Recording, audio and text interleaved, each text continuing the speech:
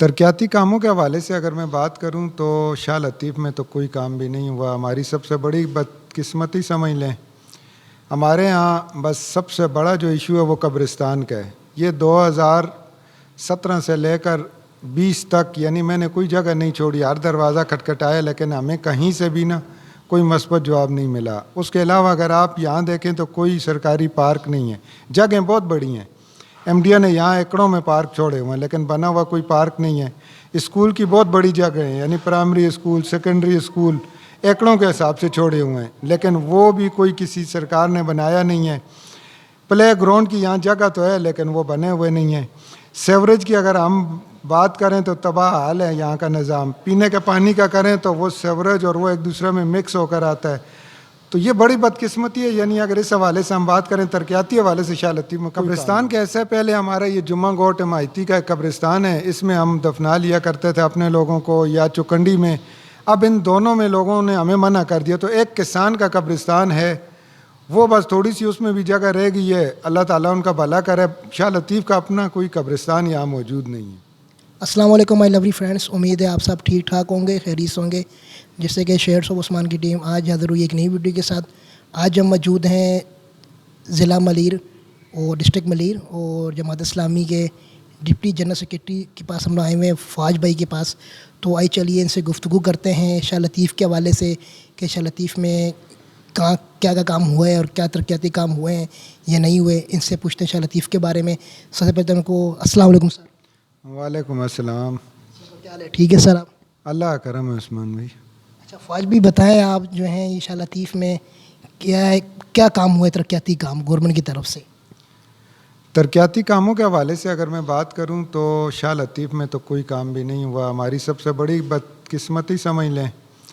हमारे यहाँ बस सबसे बड़ा जो इशू है वो कब्रिस्तान का है। ये 2017 से लेकर 20 तक यानी मैंने कोई जगह नहीं छोड़ी, हर दरवाज़ा खटखटाया, लेकिन हमें कहीं से भी ना कोई मस्बत जवाब नहीं मिला। उसके अलावा अगर आप यहाँ देखें तो कोई सरकारी पार्क नहीं है। जगहें बहुत बड़ी हैं, एमडीए ने यहाँ एकड़ों में पार्क छोड़े हुए हैं, लेकिन बना हुआ कोई पार्क नहीं है। स्कूल की बहुत बड़ी जगह है, यानी प्राइमरी स्कूल, सेकेंडरी स्कूल एकड़ों के हिसाब से छोड़े हुए हैं, लेकिन वो भी कोई किसी सरकार ने बनाया नहीं है। प्ले ग्राउंड की यहाँ जगह तो है, लेकिन वो बने हुए नहीं हैं। सेवरेज की अगर हम बात करें तो तबाह हाल है यहाँ का निज़ाम। पीने के पानी का करें तो वो सेवरेज और वो एक दूसरे में मिक्स होकर आता है। तो ये बड़ी बदकिस्मती है। यानी अगर इस हवाले से हम बात करें, तरक्याती हवाले से शाह लतीफ़ में कोई काम नहीं हुआ। तो फ़बिया कब्रिस्तान का भी क्या निज़ाम है? हम आए गुजरे शाह लतीफ़ में तो हमें कहीं दूर दूर तक कब्रिस्तान नज़र नहीं आया। कब्रिस्तान के ऐसे पहले हमारा ये जुम्मा गोट माहिती का एक कब्रिस्तान है, इसमें हम दफना लिया करते थे अपने लोगों को, या चुकंडी में। अब इन दोनों में लोगों ने हमें मना कर दिया। तो एक किसान का कब्रिस्तान है, वो बस थोड़ी सी उसमें भी जगह रह गई है। अल्लाह ताला उनका भला करे। शाह लतीफ़ का अपना कोई कब्रिस्तान यहाँ मौजूद नहीं है। अच्छा, तो आप माशाल्लाह जमात इस्लामी के डिप्टी जनरल सेक्रेटरी हैं, तो जमात इस्लामी का क्या वर्क रहा है इस हवाले से? जैसा मैंने पहले आपको कहा कि जमात इस्लामी की तरफ से मैं पब्लिक एड में था, तो ये सारा काम मैंने खुद ही चलाया था। पूरे 3 साल तक मैं करता रहा। यानी यहाँ हमारे यूसी चेयरमैन से लेकर डिस्ट्रिक्ट कौंसिल का चेयरमैन, डीसी, कमिश्नर कराची, वज़ीर आला, गवर्नर तक मैंने सारी एप्लीकेशन मूव की हैं, लेकिन कहीं से कोई जवाब हमें नहीं मिला। एक दफ़ा साजिद जोकियो साहब ने जब MP थे हमें घर बुलाया, उन्होंने ये कहा कि 500 एकड़ की जगह हमने लिंक रोड पे दे दी है शाह लतीफ़ टाउन को, लेकिन वो जब तक निशानदेही नहीं होगी, हमें फिज़िकली जाके खड़ा नहीं करेंगे, तो हम कैसे मान लें कि वो कब्रिस्तान मिल गया? तो कुछ भी नहीं है इसका पुरसान हाल। अच्छा फ़ाज भाई, जैसे हमें सुना था कि डिस्ट्रिक्ट कौंसिल के जो मेंबर होते हैं उनसे आपका इत्तेहाद भी हुआ था, तो उन्होंने इस हवाले से कोई रद्द-ए-अमल नहीं किया? असल में ऐसा है कि जो डिस्ट्रिक्ट मेंबर था, बिल्कुल आप सही कह रहे हैं, हम इत्तेहाद में लड़े थे। चेयरमैन की सीट पे मैं था, वो डिस्ट्रिक्ट मेंबर था, वो जीत गए थे। लेकिन मैं आपको ये बताऊं कि यहाँ से हमारा जो डिस्ट्रिक्ट कौंसिल का चेयरमैन है वो दूसरी पार्टी का था, पीपल्स पार्टी का था, और जो डिस्ट्रिक्ट मेंबर था मेरे साथ वो नून लीग का था। तो वो हमारे भाई का यही कहना था, चूँकि पूरा जो डिस्ट्रिक्ट कौंसिल है वो दूसरी पार्टी का है, तो मुझे कुछ मिल नहीं रहा, उनका यही कहना है। अच्छा, जैसे कि चेयरमैन तो पीपल्स पार्टी के होंगे और यहाँ के MNA भी पीपल्स पार्टी के होंगे, तो उनका कोई यहाँ पे नज़रसानी शाह लतीफ़ में नहीं रहती तरक्याती काम के हवाले से? मैं हमेशा से अपने पीपल्स पार्टी के जितने दोस्त हैं उनसे यही गिला करता हूँ, और मुझे गिला है शुरू दिन से कि 30 साल मुझे शाह लतीफ़ में हो गए हैं। यहाँ शाह लतीफ़ का काउंसलर हो, चेयरमैन हो, अच्छा, डिस्ट्रिक्ट काउंसिल का चेयरमैन हो, MPA हो, MNA हो, वज़ीर बल्दियात, वज़ीर आला, ये तमाम लोग पीपल्स पार्टी के हैं। वो तो अपना फ़ंड जनरेट भी कर सकते हैं, सब कुछ कर सकते हैं, इसके बावजूद उन्होंने कुछ भी नहीं दिया। यानी आप ये समझ लें कि शाह लतीफ़ टोन को कुछ भी नहीं दिया, बस ये एक बदकिस्मती है उनकी।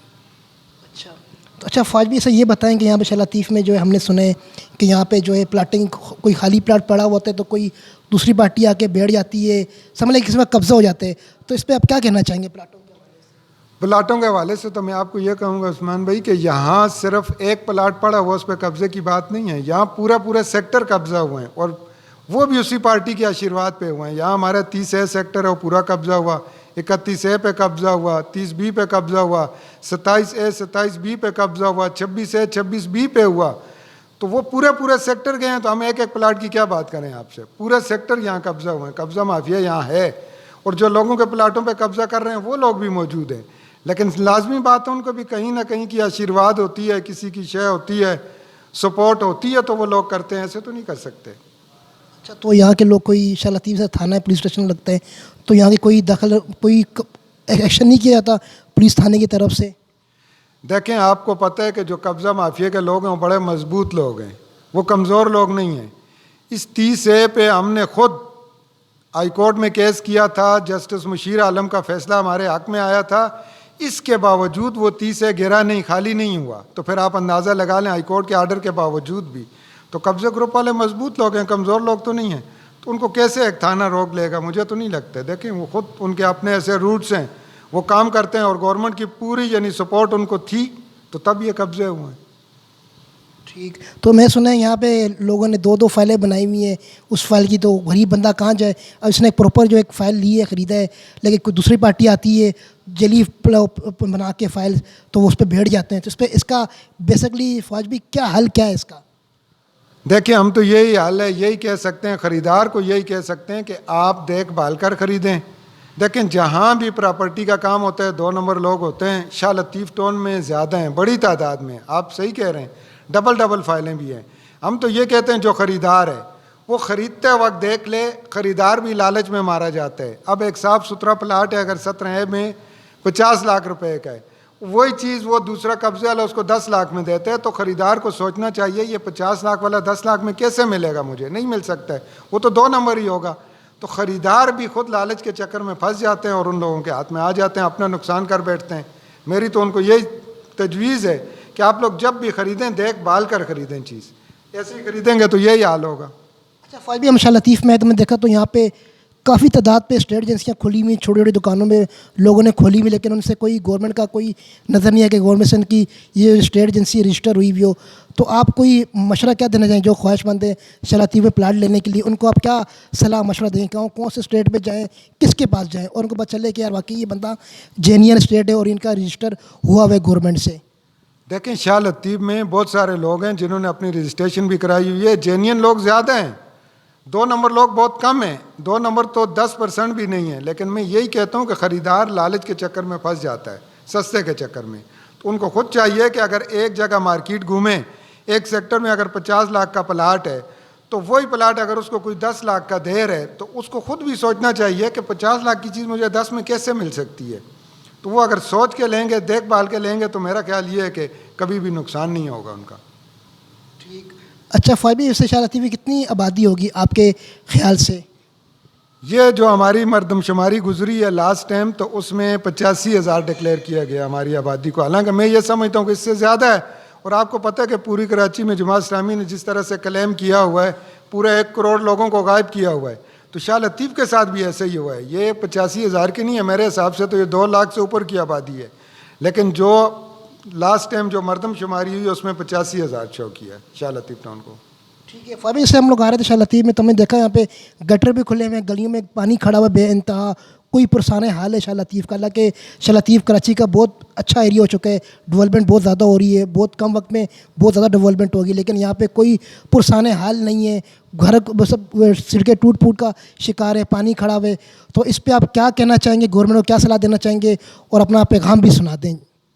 देखिए, हम तो अभी तो मुंतखब नुमाइंदे नहीं हैं, तो इसलिए हमें अभी जो टाउन ऑफिसर हैं, जो DC मलीर हैं, हम उनसे ये दरख्वास्त करेंगे कि खुदारा शाह लतीफ़ के साथ हमेशा से सौतेली माँ जैसा सलूक किया सियासी पार्टियों ने किया है।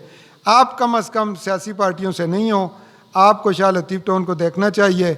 और हमारे लोग जो हैं ऐसे भी है कि आप तो खैर मेन रोड से आए होंगे, अपने घरों से निकल के मसाजिद तक नहीं जा सकते, और जो मसाजिद के इर्द गिर्द गलियाँ वो भी पानी से भरी हुई हैं। तो हम तो ये उनसे भी दरख्वास्त करेंगे, MDA से हम हमेशा कहते हैं कि शाह लतीफ़ टाउन से MDA अरबों रुपए कमाता है। हमारे जो कमर्शियल प्लाट हैं 2 लाख रुपए पर स्क्वायर यार्ड के हिसाब से बेचते रहे वो, लेकिन शाह लतीफ़ पे कुछ खर्च नहीं करते। हम MDA से भी हमारी ये दरख्वास्त है कि खुदारा इन गरीब लोगों पर भी कोई रहम खाएं और इस तरफ भी देखें और इस आबादी का भी कुछ पुरसान हाल बनाएं, इसको कोई सेटिंग की तरफ लाएं। ना यहाँ कोई पीने के पानी का निज़ाम है, ना सेवरेज का कोई निज़ाम है, पूरी गलियाँ बंद है, लोग परेशान हैं। अच्छा फाज भी, जाते जाते हमारे फॉलोअर से पाकिस्तानी कौम से कोई क्या पैगाम देना चाहेंगे? मैं तो तमाम पाकिस्तानी कौम से यही अपील करता हूँ कि खुदारा जिन लोगों को पहले आपने मुंतखब किया उन्होंने आपका क्या असर किया, इसलिए आप लोग आने वाले इलेक्शनों में, जमात इस्लामी का करैक्टर तो आपके सामने है, लेकिन फिर भी मैं कहूँगा जो भी बंदा आपके पास आए उसको आप पहले देखें कि आया वो कोई जालिम तो नहीं है, वो कोई चोर तो नहीं है, कोई डकैत तो नहीं है। आप अभी सेनेट में देख लें क्या हुआ पिछले इलेक्शन में, अभी वो तमाम रिजल्ट आ रहे हैं, और उसी में जमात इस्लामी का भी एक नुमाइंदा है मोहम्मद अली, जिसको 9 करोड़ की ऑफ़र हुई थी तो उसने ठुकराई। एक गरीब, यानी ये समझ लें मिडिल क्लास तबके से ताल्लुक़ रखता है, और बाकी लोग भी आपके सामने हैं। इसलिए जो बंदा बिकेगा करोड़ों में, जो वोट खरीदेगा लाखों में, तो वो आपका काम क्यों करेगा? पाकिस्तानी अवाम को ये सोचना चाहिए कि ऐसे लोगों को मुंतखब करें कि जिनका दामन साफ़ हो और जो शफाफ लोग हों। आप उन लोगों को मुंतखब करेंगे तो आपका हर काम भी होगा, महंगाई भी ख़त्म होगी, गरीब को भी रोज़गार मिलेगा, और पाकिस्तान जो है मैं ये समझता हूँ कि खुशहाल होगा। Thank you sir. जैसे कि आपने फ़वाद बेग का इंटरव्यू सुना, ये Jamaat Islami deputy general secretary ज़िला मलीर के, और शाह लतीफ़ में इनका बहुत नाम है, और यहाँ पे ये सब सामाजिक वर्कर भी काम करते हैं, समाजी वर्कर भी। तो हमारी भी रिक्वेस्ट है वज़ीर आला से सैयद मुराद अली शाह, वज़ीर बल्दियात से, और तमाम पीपल्स पार्टी के उम्मीदवार से, जो यहाँ के MNA MP हैं, चेयरमैन साहब हैं, सर आपके पास तो इख्तियारात भी हैं, सिंध में हुकूमत भी आपकी है, फिर भी आप लोग यहाँ पे शाह लतीफ़ में काम नहीं करते। यहाँ के लोग आपको वोट भी डालते हैं, मुंतखब भी करते हैं, असम्बली तक पहुँचाते हैं, लेकिन आप अफसोस जब आप वोट का टाइम आते हैं तो आप इनके हर काम में खड़े होते हैं, जब आप वोट ले लेते हैं फिर आप लोग यहाँ नज़र भी नहीं आते। तो ये अफसोस से, इंतहाई अफसोस से कहना पड़ता है। तो हमारी रिक्वेस्ट पीपल्स पार्टी के चेयरमैन बिलावल भुट्टो सर से भी है कि प्लीज़ सर इधर भी शाह लतीफ़ में भी थोड़ा नज़रसानी कर दें। यहाँ के लोग, यहाँ पे कब्रिस्तान नहीं है, जो मेन यहाँ के लोग जब फोत हो जाते हैं तो लोगों को बड़ी प्रॉब्लम हो जाती है, और फिर यहाँ पे स्कूल भी नहीं है, डिस्पेंसर भी नहीं है गवर्नमेंट की जानब से, और यहाँ पे जो ज़मीनों के मामलात हैं वो भी बड़े ख़राब चल रहे हैं। तो हमारी रिक्वेस्ट है, और हमारे यहाँ की जो शाह लतीफ़ थाने की जो पुलिस है, जो सिंध पुलिस है, हमारी उनसे भी रिक्वेस्ट है कि सर यहाँ पे जो कब्ज़ा माफ़ी, जो प्लाटों पे जो कब्ज़ा हो रहे हैं, इस पर भी आप नज़रसानी करें। पुलिस जो आवाम आती है उनसे आप कोऑपरेट करें, और यहाँ के जो SSP मलीर हैं इरफान बहादुर सर, हमारी उनसे भी रिक्वेस्ट है कि यहाँ पे इस इलाके में आप नज़रसानी करें, पुलिस की गश्त को भी बढ़ाया जाए, यहाँ पे जो लोगों के बड़े मसले मसाइल हैं प्लाटों के हवाले से, इस पर भी एक्शन लिया जाए। और हम खुद यहाँ पे आके हम परेशान हो गए कि यहाँ पे हम यहाँ से गुजरे, एंट्री की है तो हम लोगों ने शाह लतीफ़ में गटर खुले पड़े हैं, पानी, रोड का, सड़कों का बुरा हाल है, पुरसाना हाल है, कोई पूछने वाला नहीं है। तो हमारी स्पेशल रिक्वेस्ट है सैयद मुराद अली शाह साहब से, शाह साहब खुदारा यहाँ पे आएँ और यहाँ पे नज़रसानी करें। शाह लतीफ़ की आवाम बहुत मायूस हो चुकी है और बहुत परेशानी के आलम में, और हम आवाम से भी अपील करते हैं कि इस बल्दियाती इलेक्शन आने वाले हैं तो आप देखभाल के वोट डालें कि कौन आपके दुख दर्द में खड़े होते हैं, कौन आपका सहारा बनते हैं, कौन आपके मुश्किल वक्त में खड़ा होता है, कौन लॉकडाउन में आपके साथ खड़ा हुए। आप भी इस वक्त जो है खुदारा अपना वोट सही बंदे को डालें, किसी अच्छी पार्टी को डालें, ताकि आपको ये मुसीबतें ना आनी झेलनी पड़े।